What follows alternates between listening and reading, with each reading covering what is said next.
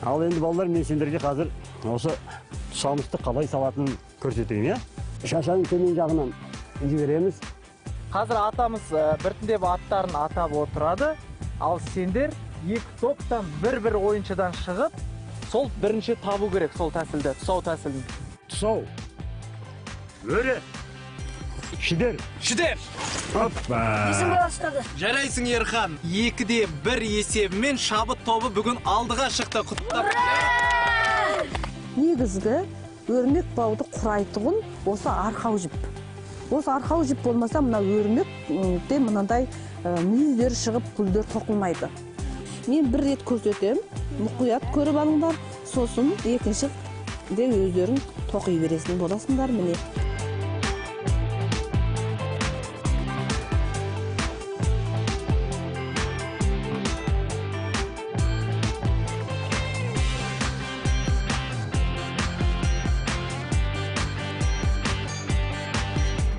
Жебе тобы 4 болды. 2-де 4 болып, жеңіп қалыңдар қыздарым.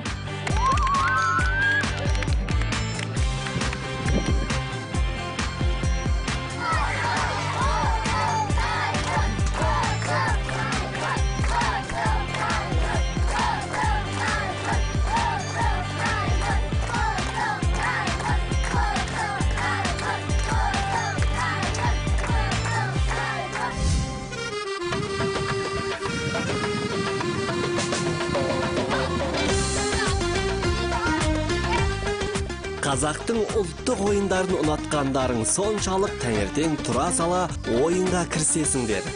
Ауыл өмірі шабыттарыңа шабыт қосып жатыр-ау сірә.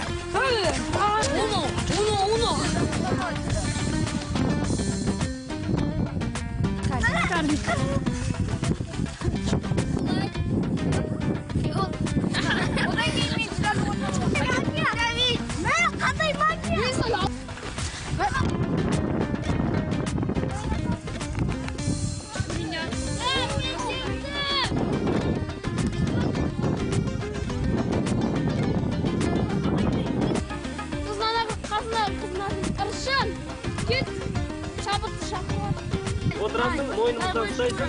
Бұл біздің қанымыз. Кеш тоқпақ. Давай! Ерме көтер! Давай!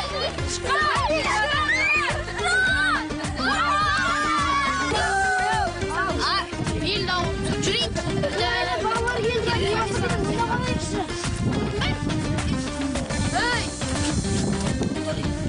бол.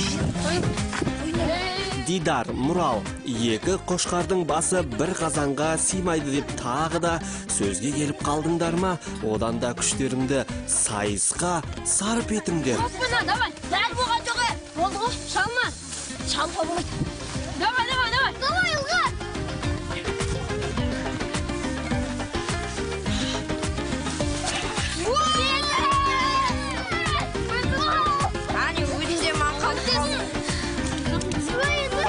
Мұрал, ерің жарылу ауыл баласына жат емес. Алтын әжеңе айтып, ерініңе кілегейден аздап жақтырып ал, сонда тез жазылып кетеді.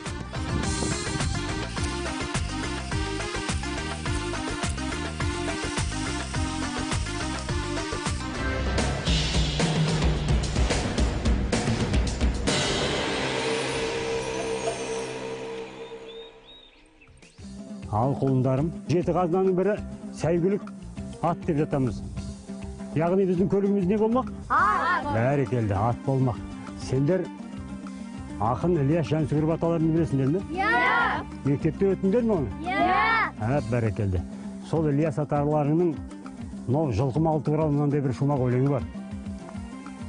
Жанына халқымыздың жылқы жаққан, жылқыны көрмеген көз жәутен қаққан. Мінсең ат, ішсең қымыз, жесең қазы, қашаннан қазағым жылқы баққан деген. Көрдіңдер ме? Олай болса қазір мен сендерге, балаларым, мына жылқы ұстайтын құралдардың түрлерімен таныстырайын, Мына менің қолымдағы мына ұзынша, бұл бұғалық деп аталады. Оны, бұғалық. Мынау шу асау жылқылар ұстатпай қашады ғой. Сол кезде осы бұғалықпен ұстайды. Оны былай жасайды, мен сендерге көрсетіп кетейін қазір. Біздің қолымыз қысқа ғой, сондықтан мына жылқының соңынан атқа мініп қуған кезде осындай құрал керек. Бұғалықпен шу асау жылқыларды ұстайды, шу асау жылқыларды. Асау жылқының соңынан қуған кезде жете бере мынаны мойнына тастайсың, мысалы мына ағалардың қолында тұрған ағаш, менен қашып бара жатқан шу асау жылқы деп есептеңдер, мен астындағы атпен әлгі жылқыны қуып жетемін де, мына бұғалықты әлгінің мойнына тастаймын мінекей. Міне, мойнына тастаған кезде әлгі жылқы қашады ғой. Қашқанда мына арқан тартылады да, мына ағаш өзінен түсіп, мынаны мен арқаның екінші шетін тақымның астына қысам. Сөйтіп әлгі асауды өзімізге жақындатып, түн шықтырамын. ол қылқынғаннан кейін амал жоқ, сенің дегеніңе көнетін болады.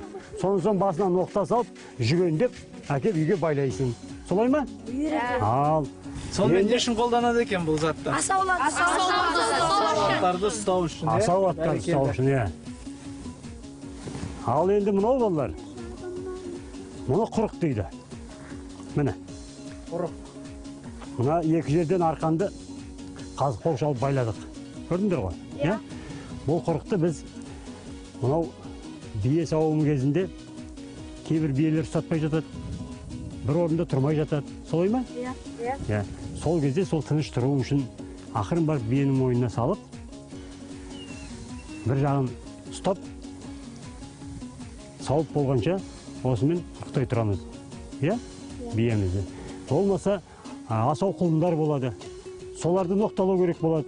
Жерге әкеп байлау керек болады, Жерге әкеп тиектеу керек.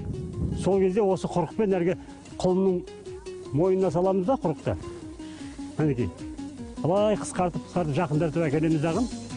Мойнынан қысып ұстап, ноқтамызды кигіземіз. Түсіндіңдер ғой? Бәрекелді. Ал енді мен сендерге қазір мынау сендерді желіге ертіп барып, желімен таныстырайын. Жүріңдер. Балалар, бәріміз жүреміз. Атамызға көмектесеміз, Мына арқаны ұстай қойсын. Көрдіңдер ғой? Осыны босатасыз ба ата? Бұлай істейік. Қазір біз желіге алып кеп, тиектейік. Ол үшін біз мына құлындарды босатайық. Құлындарды байланып тұрған желінің өзі 3 қазық қағылған желі. Бұны 3 қазық желі деп айтады. Түсіндіңдер ғой? Ал анау бұзаулар байланып тұрған желіні көрдіңдер ме? Онда басқаша, Ал олай болса мына жерден біз қазір екі топқа әр жағынан 3-3-тен 6 құлынды босатайық. Сонан соң сол құлынды осы балалармен бірінші сізден көріп алсын балалар, қалай босату керек екен. Ал онда мен босатып көрейін мына құлындарды. Сосын әр топ 3-3 құлыннан босатады. Түсінікті ғой, 4-3-іміз жетпейді ғой. 4 адам 3 құлынды босатады. Бір-біріңе көмектессеңдер болады. 3-3 құлыннан босату керек. Дайынсыңдар ма? Жарайсың, Ылғар бір құлынды босатты. Босатайын ба? Босатамын. Ылғар тез түсінген сияқты бір құлынды босатып үлгерді. Тиекте тұрған өзі алтауық екен ғой. Мәне, Нұртілеу де бір... Аяғымды қаптаты. Шабыт тобы 2 құлынды босатты. Ал, бәрекелді. Жарайсыңдар. Ылғар 2 құлынды босатып үлгерді.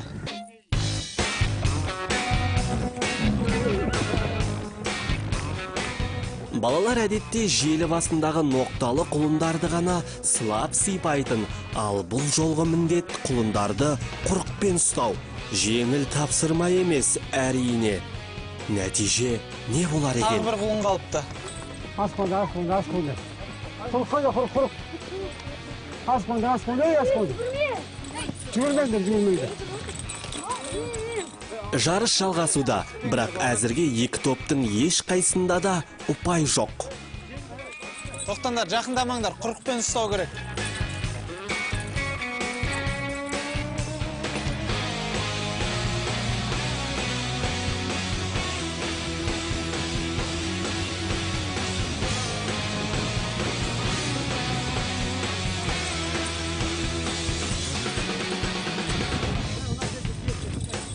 Жарайсың ылғар, жарыстың тоңын жібітіп, қасқа қолынды жетелеп әкеліп тиектедің.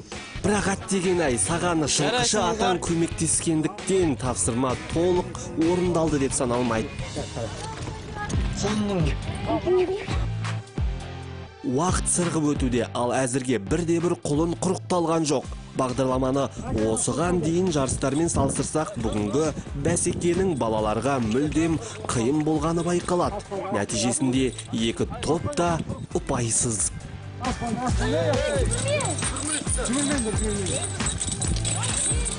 Дегені көрді ғой бұл балалар ме? Құлын құрықталды қалай болатын. Осының бәрі оңайлықпен келмейді ғой.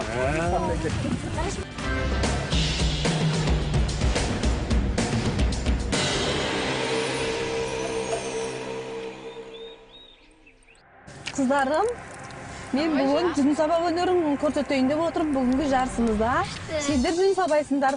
Жүн сабап көріп беріңдер? Жоқ. Оған не кететінін білесіңдер ма? Қандай материал? Одан басқа? Таяқ емес, сабау дейміз бұны. Және не керек? Жүн. Айттыңдар жүнді. Және не керек? Қыш керек. Тулақ керек. Ал сендер жаңадан келіп жатқаннан кейін біздің үйде мұндай көп сабау жоқ, тек өзім ғана сабайтын бір кісілік сабауым бар болатын. Ал мынаны жаңадан жасаттым аталарыңа. Енді бұл жаңадан жасаған сабау жүнді не береді. Соны ілмес үшін біз мынаны қоламтаға көсіп, мына сыртындағы жүнделіп кететін мынандай бүртіктер тұр ғой, енді көрдіңдер ма? Осындайды жоғалтамыз. Сонан кейін оны жүнмен ысып сүртіп тастап жүн сабаймыз. Сол кезде жүндерің әдемі шығады. Мен ондай болса қоламтаға ысып көрсетейін. Сабау деген қандай ағаштан жасалатын білесіңдер ма? Анда білмесеңдер, сабау көбінде қызыл тал және мойыл, ырғай секілді ағаштардан жасалады. Бұның ішінде мойыл мен талдар сәл нашарлау келеді. Әнеугінді айттым ғой сендерге, иә? Естідіңдер ме әнеугін айтқаным? Естеріңде бар ма? Иә. Ал ырғай деген қатты ағаш, тобылғы секілді қызыл болады. Тобылғы ағашын білесіңдер ма? Иә. Ол қандай жерге істетіледі? Онымен қымыз ұстайды. Жоқ, онымен қымыздан бұрын атқа мінетін аталарың, ағаларың қамшысын жасайды. Қамшының сабы көбінде тобылғыдан болады. Бұны үйреніп алыңдар. Ал қымыз ұстау көбінде тобылғымен емес, оған топиын салып, ашламыз қымызды, ол тіпті де тәтті болады. Иә, болады. Істеп көресіңдер ма? Иә. Істесіңдер, істеп көріңдер. Мен істеп көрейін, қыздар. Жандырып алма, сабауды жандырып алсаң. Сосын солай, иә? Маған біреуге аласың. Жанып кететін болды сабауың міне. Ол үшін сен астында қоламдағы барлығына біреуден беріп шығамын, жер ме? Ал енді мен қарап тұрайын, сендер істеңдер. Тез болыңдар, уақыт бермейміз. Иә. Осындай ыстық суыққа шыдағанда ғана сендер ауыл тұрмысына, қазақтың нағыз дәстүрлі тұрмысына төтеп бере аласыңдар. Ал тездетіп істейсіңдер. Жарайды міне, болды.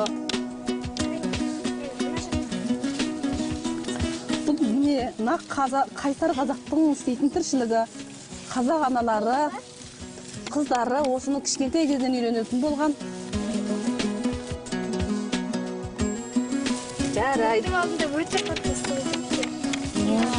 Айтып отырмын ғой, осы суыққа көнгенде ғана қазақтың ауыл тұрмысына сәйкесіп өмір сүре аласыңдар.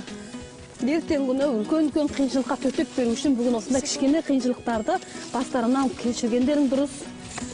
Олай емес қызым, міне, былай, жақында.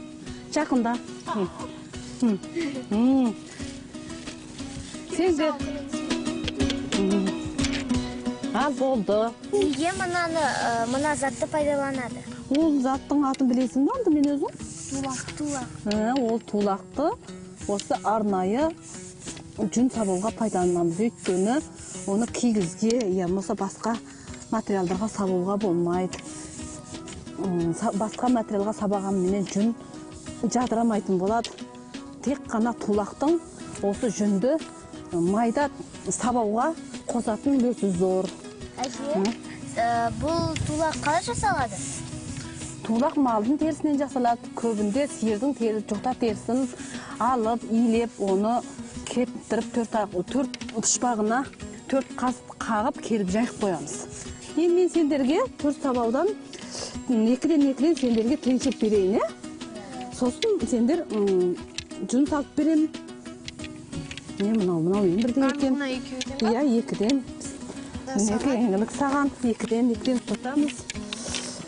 Сендер отырғанда кәдімгі қыз бала секілді бір тізелеріңді астығыдарыңа қойып, бір тізелеріңді бұлай қойып отырыңдар. Егер бұлай отыра алмасаңдар, тек бұлай ғана отыруларыңа болады. Ал жүрелеп, қасыға қарап отыруларыңа болмайды, жарай ма? Ол өйткені қыз баланың тәртіптілігін және жұмысқа екендігін білдіреді. Менің сабауым тиіп кетпесін, қарап тұрыңдар, бісміллә.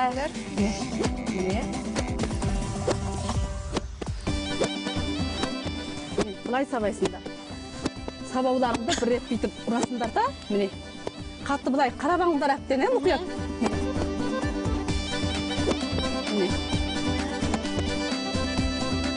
Міне. Өстіп сабалғанда ғана сендердің сабауларың жүндерің түтті керемет жақсы болады. Енді мен ана жақтың жүнінде өстіп бастап берейін. Міне мен сендердің бастап адамдарды салып берейін, майдалап берейін. Еңілік, тоқтат.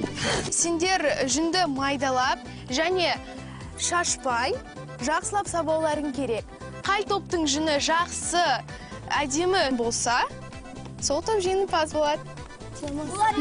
Жоқ, екеу бірінші емес, 4-өңді сабай бересіңдер. Қалай айшы ол? Бер кел. Сен ішкен ар таман, бер таман отыр, бер таман. Ал, бүйтіп отырасыңдар, міне. Сабауларыңмен бүйтіп жан-жақтарыңдар. Жоқ, қате, тәртібің қате қызым. Бір қолыңды алды мен, сосын бір қолыңды. Суырып саба, суырып. Отырсын қате. Отырсын қате. Шетке таман өз алыптарың сабаңдар. Кішкене шетке қарай істей өткені мынау аянан мен несіне кетеді. Міне тұрыс айтады мына. Еңлік қызым бәрін үйеніп апты. Тіпті атасың.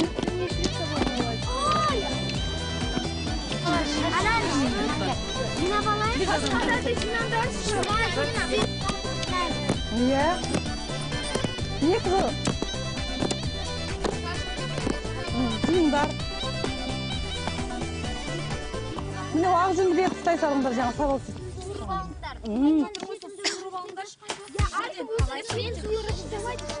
Жоқ, бөлуге болмайды. Бөлуге болмайды. Мен көрсет. Астын қайыру үшін бүйтіп салып аласыңдар. Астын үстіне шығарып алу үшін, астын үстіне шығарып алу үшін. Астындағы сабалмаған жүндер бетіне шығады. Қандай керемет болды. Сендер жақсы сабалып жатырсыңдар.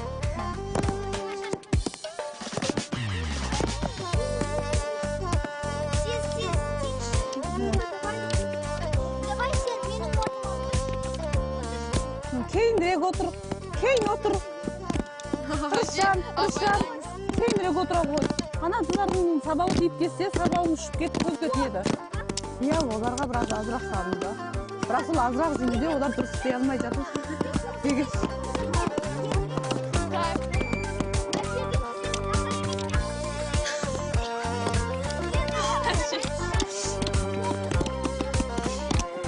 Жақсы істеп жатырсыңдар тұрыз. Кішкене азырақ отырасыңдар. Уақытымыз аяқталып қалмады ма? Аз қалды. Қыздар, аз қалды.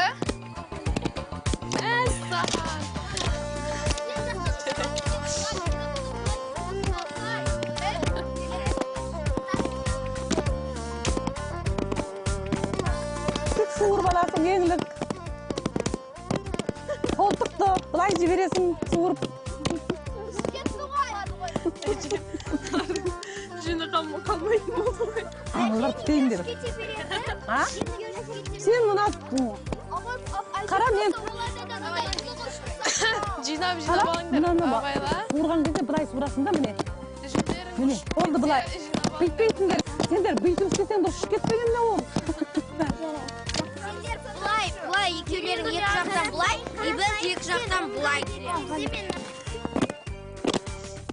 Мына табаудың дауысы енді әдемі шығып келе жатыр.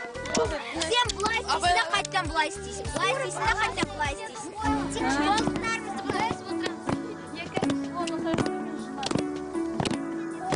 Қолдарыңа тисе, ойбай. Қолыңды байқа, сабағыңды сызып жүрмесін.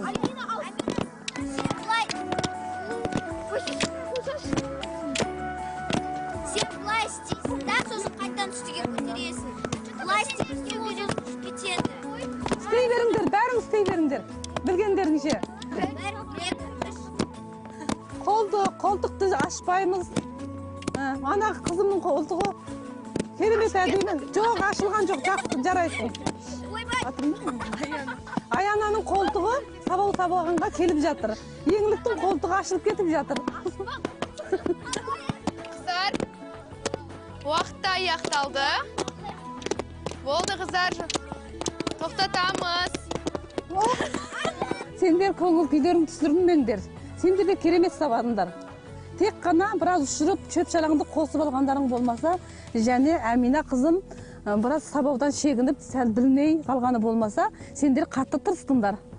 Сендер өте кереметсіңдер. Ал мына оң қанатындағы қыздарым, бұлардың ешқандай жүні ұшқан жоқ, және сабау техникасын бірдемде игере бастады. Бірақ 3-тен 2-сін ғана игердіңдер. Тек біреусін ғана қалды. Бірақ ол іштен етпейді. Бірінші реткі тұңғыш рет жүн сабап отырғандықтан. Сендердің жүндерің әрі көп, және оны жақсы сабадыңдар. Сендер осы жолы ешкім талассыз сендер бірінші болдыңдар. Қыздарым өте тұрысты. Бірақ сендер аздақ кейін қалып қалыңдар сендердің командада. Әминаның кішкенелігінен біраз сабалмай қалғандықтан соңына қалып қалдыңдар сендер. Аяна жылама. Жаным, ой менің балапан. Негізі Аяна барынша тырысты ғой. Кім Рушан үшеуіңде қатты тырыстыңдар. Тек Әмина ғана біраз кішкенелік қалды. Жылама қарғам сол. Сендердің осы кәсіпті, осы өнерімізді сүйіп, осындай жүрекпенен істегендерің мені қатты тебірентті. Жаңа айттым ғой, от жағып жатқанда. Сендер жылап жатсың ба? Не болды барлығына? Жыламаңдар. Тек қана еңілік жыламайды. Еңілік қайрат, өте керемет. Күш беріңдер, шабыттауына күш беріңдер. Сендердің замандастарың, достарың, сендер өмірде әжеміздің тапсырмалары өте көп, сондықтан. Алда құртысада ұмытып кететін шығарсыңдар.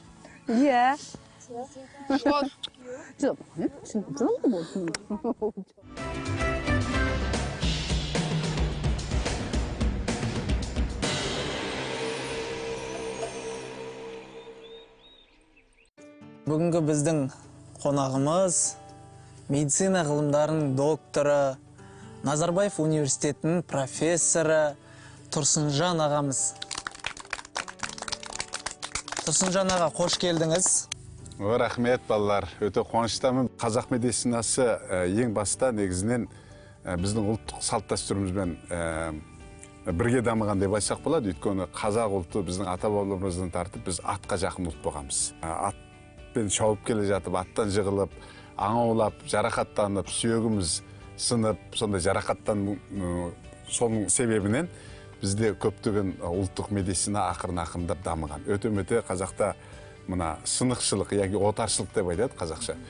Қазақтың отаршылығы әлемде ең әйгілі деп айтуға жарайды. Тағы бір қазақ медицинасының саласы қазақтың шөп дәрілері. Өйткені біз кең далада жасап жатырмыз, шөптің арасында жүреміз. Сол себептен қазақтар өздері бас ауырып балтырсыздағанда сол шөптерді алып, соның ем қасиетін сезініп, соны байқап, өздерінің жарақаттарын жазған, ішкі ауруларын сол шөппенен емдеген. Тағы бір саласы Қазақстан сол мына малдың, хайуандардың соның ағзаларынан, соның ішкі мүшелерінің бұның емдік қасиетін өзінің тұрмыстық тәжірибесі барысында соны байқап, көптеген ауруларды сол шөп дәрілерменен яки болмаса сол малдың ағзаларымен емдеген. Соның бірі мәселен аюдың табаны, аюдың өті, қойдың құйрығы деген сияқты қазақтар бұны өтті пайдаланған. Кезінде бұның ғылыми жағына дәлелденбегеніменен осы жақын жылдардан бері осы қазақтың көне емшілігін ғылым мойындап, бұны қазір қолдана бастады. Англияда мына патшаның, айта кетейін қосымша, патшаның Уильям Харви деген дәрігері болған. Уильям Харви деген адам 18 ғасырда мына жүректің қан айландыратындығын, жүрек қан тамыр жүйесін, осыны анықтап кітапқа шығарып, бұл кісі атақты болып, қазір дүниеде жүрек қан тамыр системасын кім тапқан десе Вильям Харви тапқан дейміз.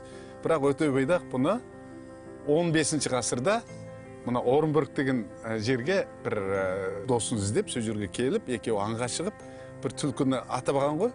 Түлкіні атып алып, түлкінің терісін сыпырып тірідей. Сыпырып терісі алмақшы ғой. Сыпырып ана терінің үстіне қарап отырған ғой. Қарап отырса, бір қан тамырлардан қан бетіп атып шығып жатқан атқылап.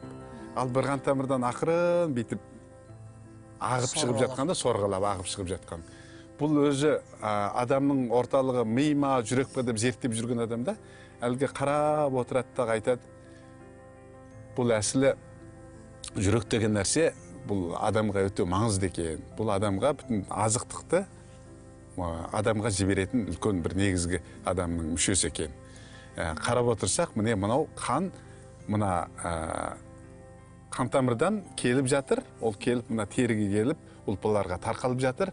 Одан кейін тағы бір қан тамыр, ол мына ұлпадағы қанды қайтадан жүрек алып кетіп бара жатыр. Демек, жүрек пен қан тамыр бір-бірімен айланып тұр, қан айланып тұр деп айтады. Оған ат қояды. Бағанағы бүйтіп атқалап тұрған қан тамырды оны лыпыма деп қояды атын. Ал ана ақырын тамшылап, сорғалап тұрған қан тамырды бұны жымпыма дейді. Ол айтады, лыпыма мен жымпыманың аралығында тағы бір ұсақ қан тамырлар бар дейді. Олар ана ұлпаларға қанды жеткізіп береді дейді. Ал кейін Вильям Харвидің тапқырлағаны дәл сол кісінің айтқаны. Демек, артерия дейді, вена дейді, жүрек дейді, капилляри қан тамыры, қыл қан тамыры деп айтады. Білесіңдер ғой бұны? Демек, оны өте бойдақ айтып кеткен баяғыдақ. Түсіндіңдер ме? Соған біз өте бойдақты кейбір адамдар ол кісі өтірік деп жатады, айтып жатады, ол мүмкін емес. Ода өте бойдақтың шипагерлік баян деген кітабында тек қана қазақ медицинасының теориясы ғана емес. Ода философия, астрология, тарих, барлық көп білімдер жатыр. Үлкен рахмет Тұрсынжан аға сізге. Ал енді қазір балдардың да сізге деген сұрағы бар. Біздің бағдарламамыздың шарты бойынша екі топ сізге бір-бір сұрақтан қояды. Яғни сіздің сол жақ қанатыңызда отырған жебе тобы, ал оң жақ қанатыңызда отырған бұл шабыт тобы. Екі жақ сіздің мамандығыңызға байланысты бір-бір сұрақтан қоятын болады, ал сіз сол сұраққа жауап беріп, өзіңіздің бір ұпайыңызды бір топқа беруіңіз керек.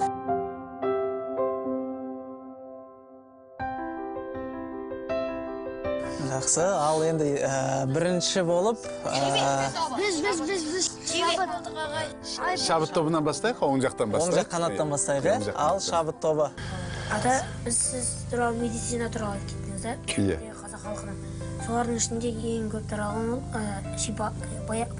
шипагерлік баян. Баян болды. Оны жасаған Өте бойдақ кісі болған еді. Сол кісі де сол шөптің ішінде көптеген нелер бар да, көптеген шөптер жазылған онда осы біздің қазақ елінде өсіріп жатқан шөптердің көптеген түрлері.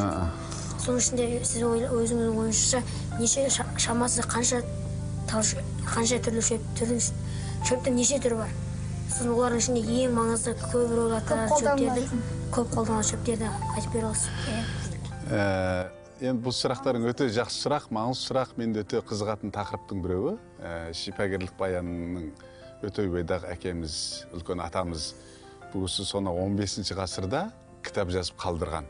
Оның басты кітаптың құндылығы оның шөбінде емес, басты құндылығы оның медициналық теориясында.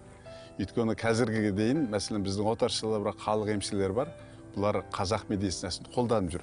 Бірақ оның назариясын білмейді. Не үшін бұлай қалай істейтіндігінше, өте бойдақ соны кітап қылып жазып қалдырған.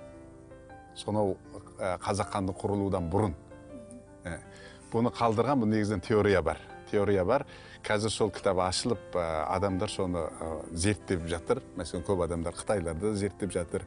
Мен де соны зерттеушілердің біреуімін. Өкінішке орай, кітап жазған ол өте көп кітап. Егер кітап толық болған болса, бәлкім бір 5-6 том болады, осыныстай қалыңдықтағы. Соның бізде қазір бар бір ғана кітап бар, оны мен алып келдім. Бұл кітапта негізінен ана шөп жайлы айтылған сөздері. Өнен кейін ем, мына шөп, қайсы емге деген жерлердің бәрі жоғалып кеткен. Сондан бір бөлім ғана қалған, негізінен мәселен Ода айтылатын шөптердің ішінде адыраспан бар, ермен бар. Осы екі нәрсе бар. Осы екі нәрсені біраз сөйлейді. Ол кісі сөйлеген негізінен қазақтың еттерінің, қазақ еттер бар ғой, еттің адамы денсаулыққа пайдасы, құрттың денсаулыққа пайдасы, қымыздың пайдасы, айранның пайдасы сол туралы көбірек айтқан өжерлер бар, бірақ шөп дәрілердің көп өкінішке орай жоқ. Ал енді жебе тобы, Маржан? Біз де білеміз, өте бойдағы атамыздың шипагерлік баянда жазғанын. Және өте бойдағы атамыз сол шипагерлік баянда өзінің шешек ауруына қарсы емін тапқанын айтқан. Сол рас па, және ол қандай ем екенін айтып берсеңіз? Жарайды. Өте бойдақ, мына қазір вакцина деп айтамыз ғой, қазақша егу деп айтады. Егу деген нәрсе, мына батыс елдерінде бұл 17 ғасырда табылған нәрсе. Эдуард Дженнер деген бір адам, бұл сол вакцинаны ресми түрде ғылыми мақала қылып жариялап, сонымен бүтін дүниеге жариялап, бұл вакцинаны яки болмаса екпені бүтін дүние қабылдап, қазірге дейін қолданып келе жатыр. Оның үстіне осы медицина ғылымының өте маңызды бір құрамы деп айтсақ болады. Өйткені вакцина болмаса, бәлкім кейбір жұқпалы аурулар, тарқамалы аурулар адамдарды бәлкім қыруы мүмкін да, адамдар қырылып кетуі мүмкін. Бұны Өтебайдағы атамыз 1400 жылдары бұны ол кісі бәрін істеп қолданған. Қалай қолданған деп айтсақ, мәселен, бір ауылда бір кішкене бала бір шешек ауруына пайда болады, кіріптар болады ғой, шешек ауру болғаннан кейін, сол балаға барып, сол баланың шешек болған мына бөрткен қызылдан кішкене ғана алғандағы, оны кішкене тайынша бар ғой, тайыншаға барып жағып қойған ғой, бір жеріне барып жағып, терісіне бейт тіліп, кішкене неғіп қойған. Кейін тайынша ол кейін бір аптадан кейін ол үлкөй өсіп ірің болғанындай. Соның іріңін ол алып алғандағы бүйректің қабына соны алып келіп, салқын жерде оны сақтаған. Сақтап, соның кейін бүтін ауылдағы балалар, ауырмаған балаларға, ауырған емес, ауырмаған балаларға кішкене немені ағашты кішкене үшіп алып, мына жеріне кішкене тіліп, кішкене сызық сызып, бәріне жағып шыққан. Сөйменен ауылдағы бүтін елдегі балалар бүтін жұқпалы аурудан аман қалған. Демек, егер сол кезде бұл кітап жарияланып, сол кезде шығып, оны зерттеген болсақ, мәселен, біз қазақ, біз басқа ешкімнен кем емеспіз. Мен де көп істедім, біз өте алғыр, өте керемет ұлтпыз. Бірақ бізде көшпенді ұлт болғандықтан, бізде көп нәрселер сол қалтасында қалып қалған ғой. Жан қалтасында қалып қалған, үйінде қалып қалған, киіздің астында қалып қалған көп тапқырлықтарымыз. Өтебайдақтың тек қана ол жаңа вакцина жақ емес. Ол бір жақ, ол көптеген адамдарды құтқарған осы вакцинаменен. Оның үстінде жаңағы сақтау. Мәселен, біз майды қарында сақтаймыз ғой. Қарында сақтаймыз, өйткені қарын ана бактериялардан сақтап, ана шіруінен аман сақтайды, салқын жерде. Екіншіден, мына бүйректің қабы, о да сол қарын сияқты. Сонда бүйректің қабына оны сақтап, салқын жер сақтап, соны қолданып отырған. Жақсы жауабыңызға үлкен рахмет. Енді рұқсат болса сіздің мамандығыңыздан бір сұрақ қойғым келіп отыр. Енді жаңа бірнеше мемлекет елдерде болып, сіз неше елдің тілін білесіз деген сұрақ қызық болып отыр маған. Мен енді шет тілін айтсам, мен ағылшынша білем, французша білем, немісше білем, қытайша білем, жапонша азырақ білем. Қазақша өз тіліміз ғой. Орысша білмеймін, өкінішке орай. Енді үйреніп жатырмын. Неше тіл білеміз енді, өйткені көп адамдар әлгі тіл білем деп айта береді ғой. Енді мен сол бағанағы айтылған тілдердің бәрінде сабақ өттім, оны жазу бәрін жақсы меңгергем деп айтсам болады, мақтанбасам. Керемет. Енді бүгінгі осы тақырып бойынша сайысымыздың қорытындысын айтып жіберсеңіз. Қай топқа бір ұпайыңыз? Енді екі топта өте жақсы сұрақтар қойды, жақсы естіп отыр, осы балаларды көріп мен мақтанам. Енді мен ойлап отырмын, екі жақтың сұрауы өте күшті болды. Солайда мына жақтың атын Маржан. Маржанның мына қазіргі ең бір қазірдің өзінде бұл вакцина деген нәрсе бір сұрақтың үстіндегі бір ғылымда. Осы сұрақты қойғаныңа рахмет, мен осы жаққа бергім келеді. Бәрекелді. Жебе тобында тағы да бір ұпай. Талай күннен бері қатарласып, тең ойын көрсетіп келе жатыр еді. Бүгін жеңіс жебе тобына бұйырыпты. Шабыт тобын ұпайсыз қалдырған олар 2 ұпаймен алда.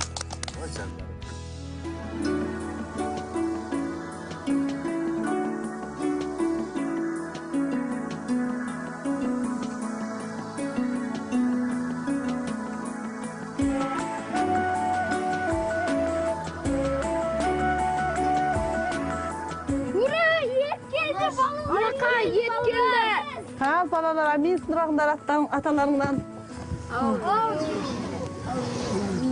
Олай болса балаларым, алақандарың жайыңдар, асқа бата жасайық. Әуелі Құдайым оңдасын, қызыр бабам қолдасын, еш жамандық болмасын. Кетпес дәулет берсін, кең пейіл берсін. Ел іргесі тыныш болсын, жұртымыз аман болсын. Әумин. Бісмілләй. Мынау қазақта ұғым бар. Ас иесімен тәтті деген. Езуінен ең шалған дейді. Мына ас алға келген кезде үйдің иесі бісміллә деп бір ауыз тию керек. Өздерің білесіңдер ғой, балалар. Мына қонақ келген кезде үйге қазақтың ежелден келе жатқан дәстүрі бар. Қонақ кәде деген болады. Ол мына келген қонақтарға өзінің дәрежесіне байланысты мына алдымызға келіп жатқан асты мүше-мүше қылып тарту керек, Мысалы, мынау басты төрде отыратын үлкен ақсақалдарға, құдаларға тартады. Солай ғой? Қазір енді мен сендерге мына алдымызға келген асты бәріміз қазір бірге жейміз, оған дейін мен сендерге сол мүшелер туралы аздаған әңгіме айтып кетейін, Мына бас туралы айттым. Мысалы, мен қазір мына бастың бір құлағын осы үйдің ең кенжесі. Сендер бәрің менің балаларымсыңдар. Бірақ енді мен ырым қылып, ең кенжелерің орталарындағы Айбек балама тартайын, Ала қой балам. Айтқан сөзді тыңдайтын бала, Қазір енді мынау балаларым, мынау жамбас деген болады.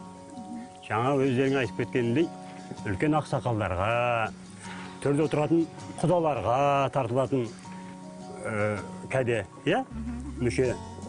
Бұл жамбас жалғыз тартылмайды. Бұл жамбастың жанына мынау кәрі қосылады екен. Оның жанына қабырғаның сүбесі қосылады, мінекей. Қонағасы әзірлеуге де терең мән беріп, үлкен мағына жүктеген қазақы жосын арасында да күрделі екен. Десе де, бұл біздің қонақжайлығымыздың куәсі де емес пе? Сендер осымен естерге сақтап алыңдар. Кейін есейгенде, үлкейгенде қонақ шақырған кезде, әр қонақтың өзінің дәрежесіне сай, осындай мүшелерді тарту етесіңдер соларға. Оны қазақтың балалары білу керек. Бәрекелді. Алып отыр. Мен ет турағанша сендер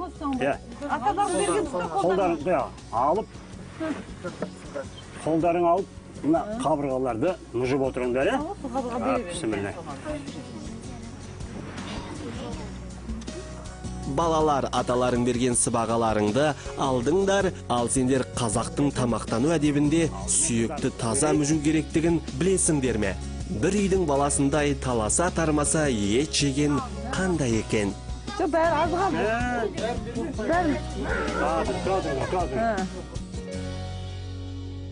Құлақты ата кімге бересіз деп Дидар сұрады. Сосын қазақта ырым бар, кенжеге беру керек деді да, маған құлақты кесіп берді. Сосын мен қуанып кеттім де жедім сол құлақты.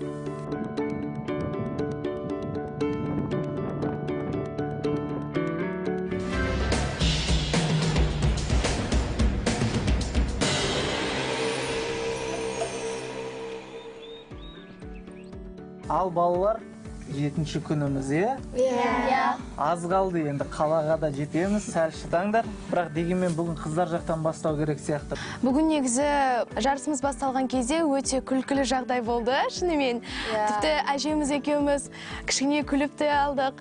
Сол жарысымызда жебе тобының қыздары жеңімпаз атанды.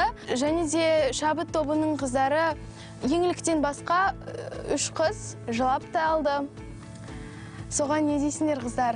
Бірінші үйрене алмай қалдық. Еңлік екеуміз ғана басында жұмыс істедік, бір-бірімізді түсіндік. Сосын болса ыршаң қосылды. Әмине де енді кішкентай олда күш жоқ, енді оншалықты қатты бізге қарағанда. Бірақ тырысты олда. Негізі бұл жарыста қыздарымызға күш керек болды. Енді ұлдарға көшейік. Ұлдар бүгін бізде қандай сайыс болды? Қолды тиектеу. Қолымды тиектеуе өте Жаман болған. Ұят десек те болады, өйткені бүгін 2 топқа да ұпай бұйырмады. Қалай сонда? Біздің берілген тапсырманы 2 топтың ұлдары да қолынан келмеді десек те болады. Бірде-бір қолынды Негізінде ол жерде ұпай болмаған себебі біз жаңа қолында енді биелермен бірге жүрді ғой. Жаңа біз босатып жергенде сол жерде бірге жүргесін бізге қарай тебініп, артқы аяқтарын көтеріп үркегендіктен сол себепті біз оны ұстай алмаған болатынбыз. Үркіп қашып кете берді. Сол себепті бізге де және шабыт тобына да ұпай бұйырмаған болатын. Жақсы, тағы да айтатындарың бар ма? Жоқ. Сайыс бойынша, иә? Бірақ ұпай берілмегеніне келісесіңдер ғой 2 топта, иә? Келісесіңдер ма шабыт тобының ұлдары? Енді қонағымыз. Біздің дәрігеріміз кім болды бүгінгі қонағымыз? Тұрсынжан ата, иә? Бәріміз әңгімесін тыңдадық. Дегенмен бірақ Тұрсынжан атаның мына жебе тобының қойған сұрағы ұнады. Бір ұпайын сол топқа берді. Ал шабыт тобы сендер қарсы емессіңдер ме? Жоқ. Мүлдем қарсы адам жоқ, е? Бәріміз келісеміз ғой? Сен не дейсің? Енді кейбір жақтан қарсылықтарым бар негізі. Өйткені екеуміздің сұрағымыз бір адам туралы болды негізінден. Және де білмеймін, бірақ мен оншалықты былай дұрыс деп санамаймын өзім шешімді. Негізі тең болған дұрыс шешім болушы еді. Өйткені біз бір адам туралы айттық. Бір адам болғанда сонда және де сендер бізден қайталаған сияқты болып қалдыңдар. Бірақ мен олай жоқ, мен де соны айттым. Мен енді жарайды олай санамаймын. Енді сұрақтарымыз келісіп қалған соң. Бірақ тең қойғаны ол әділ шешім болады деп ойладым. Қараңдар, бізге уақыт берген кезде бізге ойлануға берді. Сол себепті біз сол уақытты пайдаланып ойланған болатынбыз. Ал мысалы ана жерде қарап тұрсыңдар, сен қайталады деп ойлап тұрсың. Дұрыс па? Жоқ, мен саған олай айтқан жоқпын. Жоқ, сен қайталағанға ұқсап қалдың деп айттым мен. Мен оған қарсымын деп айтқан жоқпын. Жоқ, ұқсап қалғанына келсем, бірақ ол жерде қанша олай ұқсағанымен біз ол уақытта ойланып, сұрақты дайындап үлгермейтін едік. Себебі ол жерде ұқсап қалдық дейді. Ұқсап қалатындай біз сол жерде ақылдастық па сендер айтып жатырсыңдар. Жақсы балалар, түсінікті. Қазір бұл туралы сөзді қазір таластырсақ, бұл тоқтамайтын нәрсе. Бірақ дегенмен ұпай беріліп қойды. Енді ешқалайда өзгерте алмайсыңдар. Бүгінгі күнде 2 ұпайды жебе тобы өз қоржынына салды, е? Ал өкінішке орай шабыт тобы бірде-бір ұпай жинай алмады. Бірақ дегенмен сендер мойымаңдар, е? Ертең де күніміз бар. Мүмкін ертең сендер жеңетін шығарсыңдар 3 сайыста да. Солай ма? Иә. Неге көңіл күйлерің жоқ? Өйткені ең соңғы сайыс бізге оншалықты қатты көңілімізді толтырған жоқ. Жарайды, ендеше ештеме айтуға болмайды. Қазір сендер ұрысып кететін сияқтысыңдар, мен сөз берсем, е? Ұпай да бәрі осылай қалады. Яғни осы уақытқа дейін біз теңесіп бір-бірімізді қанша күн болды жеңе алмай келе жатқанымызға. Дегенмен бірақ бүгін жебе тобы алдыға шықты. Яғни біздің жалпы есебімізді санағанда 13-те 11 есебімен жебе тобы қазір алдыда келе жатыр, е? Ендеше шабыт тобы ертеңгі күнге сендерге сәттілік. Ал жебе тобы сендер босаңсып қалмаңдар. Жарай ма? Қазір барлығымыз ұйықтаймыз. Ертең ерте тұрамыз. Келісіп қой. Қазір киіз үйлеріңе барған кезде ұрысып қалмаңдар. Қыздарды Анар, сен өз қолыңа аласың, ал ұлдарды мен өз қолыма алам. Жарай ма? Кеттік ендеше қыздар. Тайдың үстіне міну керексіңдер. Кім ұзақ уақыт тайдың үстінде тұрады, сол топ жеңіске жетеді.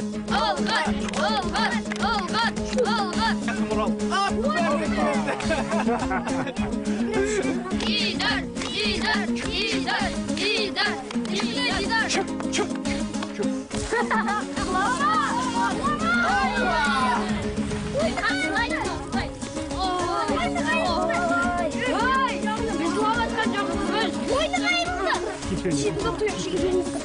Ал балапандарын менен сендерге уршук үйрүүдү баштап үйрөтөйүн. Биздин казак дастурунда жип үйрүү турмушунан эч качан бөлүнбөгөн бир тууга болгон.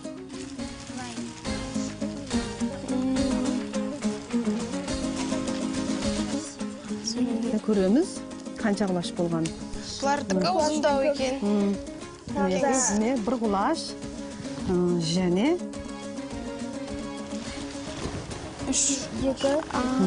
2,5 кулашка жететін сияқты. Қане көрейік. 2 кулаш. Міне 2 кулаш болды.